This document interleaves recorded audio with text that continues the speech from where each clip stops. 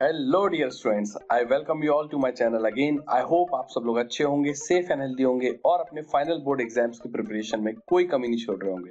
बच्चों, अब हमको सारी चीजें क्लियर हो चुकी हैं कि हमारा जो एग्जामिनेशन है वो ऑफलाइन मोड पर कंडक्ट होने वाला है और सब्जेक्टिव पैटर्न पर। मतलब जैसा कि प्रपोज किया गया था उसी मैनर में हमारे जो एग्जाम्स है, फाइनल एग्जामिनेशन वो कंडक्ट होने वाले हैं। हालांकि 2 दिन पहले तक हम काफी होपफुल थे, क्योंकि आपको मालूम है कि हमने सुप्रीम कोर्ट में अपनी पिटीशन लगा रखी थी जिसमें हमने ऑल्टरनेट असेसमेंट के लिए उनको बोला था।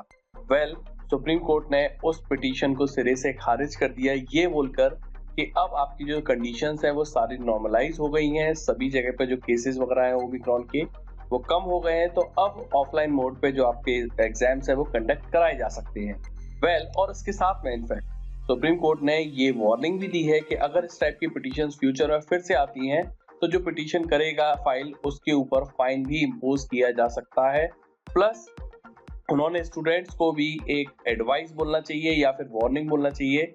बोला है कि स्टूडेंट को अपनी पढ़ाई के ऊपर ध्यान देना चाहिए और उनको इन सब चीजों में नहीं पढ़ना चाहिए। इनफैक्ट पिटीशन को खारिज करते हुए उन्होंने ये भी बोला है कि इस टाइप की पिटीशन जो है वो स्टूडेंट को एक फॉल्स होप देती है और उसके चलते होता क्या है कि स्टूडेंट अपनी पढ़ाई वढ़ाई जो है वो सारी साइड में रख देते हैं और इन सब की जो कैंपेनिंग है उनमें लग जाती हैं, जिसके चलते उनका जो ओवरऑल इम्प्रूवमेंट है और जो ओवरऑल परफॉर्मेंस है एग्जाम में वो कॉम्प्रोमाइज हो जाती है।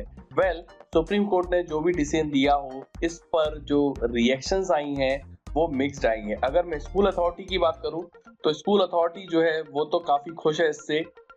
उन्होंने बोला है कि हाँ, जो cancelling of board examinations can not be a norm, मतलब कि इसको नॉर्मल कंडीशंस नहीं माना जा सकता है। इसलिए जो आपकी एग्जामिनेशन है वो ऑफलाइन मोड पर ही होना चाहिए, नहीं तो पता चला कि हर साल ऐसे पिटिशंस आते रहेंगे और जिसके चलते ये सारा डिस्ट्रैक्शंस होता रहेगा। और उन्होंने ये भी बोला है कि ऑफलाइन मोड पर हम स्टूडेंट को बेटर तरीके से जज कर पाएंगे, उसकी परफॉर्मेंस क्या है, किस तरीके से वो परफॉर्म कर रहा है। हालांकि इस पर जो हमारे दिल्ली पेरेंट्स एसोसिएशन है वो बिल्कुल भी अग्री नहीं कर रहा है और उसको लगता है कि स्टूडेंट काफी ज्यादा स्ट्रेस से गुजरा है पिछले 1 साल में और ऐसे में अगर उसके ऑनलाइन एग्जामिनेशंस हो जाते तो उसके ऊपर जो स्ट्रेस है वो कम होता, क्योंकि उसने पढ़ाई भी पूरी ऑनलाइन करी है। और ये सिर्फ दिल्ली की बात नहीं है, अगर आप दूसरी भी जो देखते हैं स्टेट्स तो वहां पर भी यही हाल है। वहां पर जो स्टूडेंट्स और पेरेंट्स हैं वो इस डिसीजन से बहुत ज्यादा खुश नहीं दिख रहे हैं।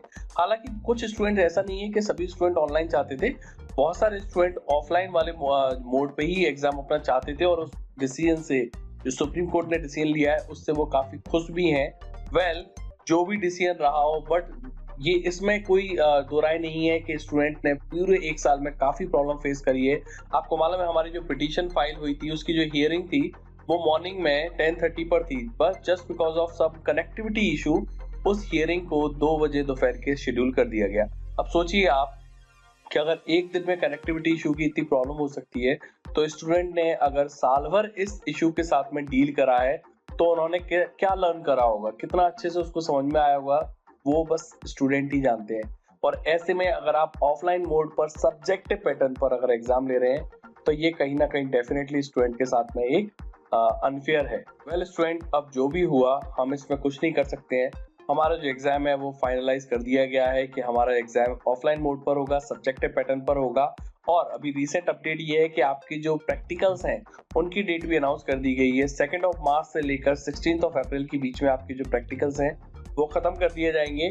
इसके लिए एग्जैक्ट डेट्स के लिए आपको स्कूल को कांटेक्ट करना पड़ेगा। सीबीएसई ने सिर्फ ये टाइम स्लॉट दे दिया है कि इसके अंदर उनको प्रैक्टिकल्स खत्म करने हैं। Let's hope for the best and wishing you all the best for your term 2 examination.